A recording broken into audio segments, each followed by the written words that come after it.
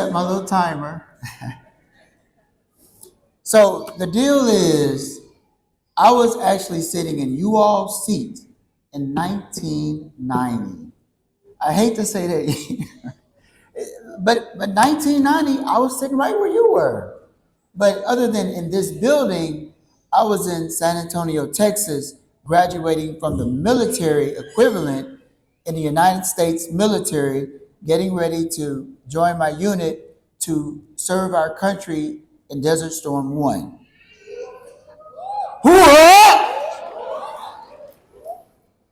But the deal is, what I wanted to share was, I was just as excited as you all are right now. I can feel the excitement in the air.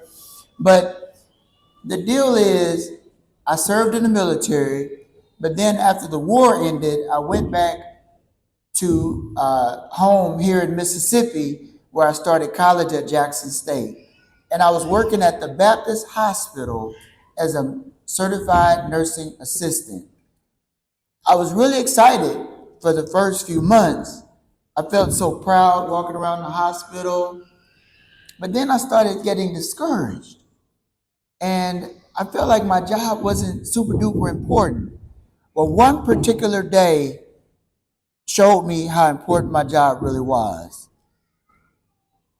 There was a patient that was from my hometown of Macomb, and they were giving her medication orally, but her blood pressure was not responding, and it kept going higher and higher on the dose every day. So I would go into the nurses' meetings, and one day they told me they were going to give her the medicine through her IV the next week if her blood pressure didn't get any better. So I would talk to the lady, and I told her, I said that, we need to make sure you're taking your medicine. And she said, Tim, I'm not taking my medicine. She said, these people really don't care about me. She said, I can talk to you because I feel comfortable. She said, every day they give it to me and I just spit it out into the trash. And when she told me that, I said, ma'am, I said, is it okay if I let the nursing staff know what you just said? And she said, I guess that's okay.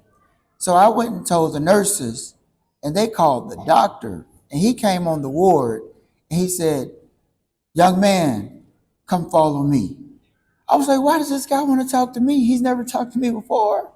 He took me into a private room, and he said, you saved that lady's life. I was like, what do you mean? He said, we were going to give her the medicine IV today because her blood pressure is not coming down. But if she had never had the medicine, which we now know because of you, she would have, her blood pressure would have bottomed out and she would have probably died. I left that room that day with so much pride. I was like, my job matters. And what I want to tell you all is, when you go into your jobs as truck drivers, medical assistants, dental assistants, understand that your job matters. And if you have pride in your job, you're going to work harder, you're going to help more people. But the most important thing is understand that everybody has a purpose. And right now, you're starting out in the medical field the way I did, but this might be the purpose for somebody to work as a medical assistant for the next 30 years. Because like me, on the day when I informed the nurses and that lady's life was saved, I know God was using me in my purpose. But my purpose was a little bit different. As time went on, I stayed in college. I got into medical school. I became a doctor. I felt even more in my purpose, but now I'm in my purpose even more because I went back to school about 2 years ago and got my degree in weight loss medication. Now I'm a specialist at that. And a lot of doctors send me patients. When I get to work in the morning, if the parking lot is full, which it always is, I get out of my car, I'm like, and I'm feeling great because I'm working in my purpose. If you can work in your purpose, you will do a great job and you'll never work a day in your life. But you'll also get confirmations, as I did earlier today. A lady told me she lost 100 pounds in the last 12 months. And she told me that she now is able to play with her kids, and her husband is acting a lot different. He's becoming insecure. He's scared for her to go to the mall, and he's opening doors for her, letting out chairs. And she said her confidence is up. And I told her, here's the best part, ma'am. When we started, you were on all these insulin shots. Now we don't even take insulin no more. We were on 5 blood pressure pills. We only take 2, and now your joints don't hurt, and you don't need the depression medicine anymore. She said, Dr. Quinn, my life has changed.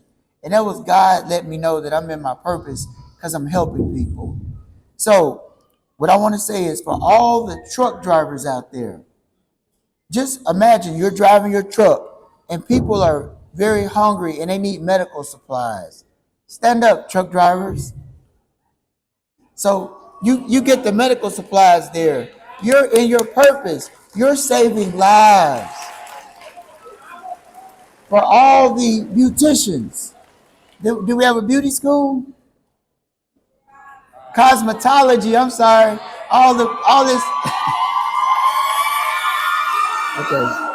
So the job of the cosmetologist, which my dad was, is to make people feel good about themselves, help them become the best version of themselves so their confidence is up. And then a little gossip, a little helping them with their problems at home. My dad did all that. But for the dental assistants, where are you, dental assistants? Also helping people be the best versions of themselves. Because when you smile and you have beautiful teeth, you're more confident, and you feel better.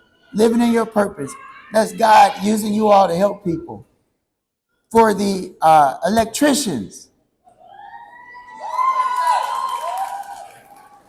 basically living in your purpose, keeping these lights on, helping everybody have electricity even when their lights go out.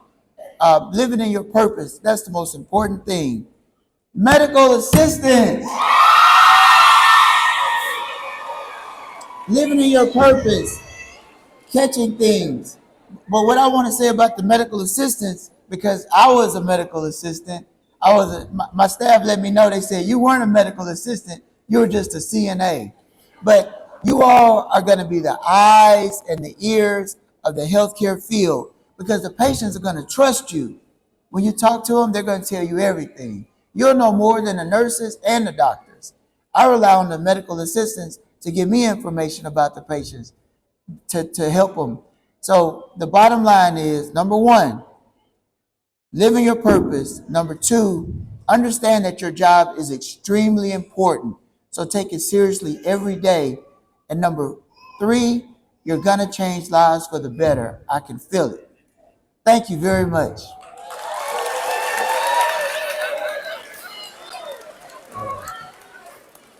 Thank you, brother. Did I read it down? I said 1.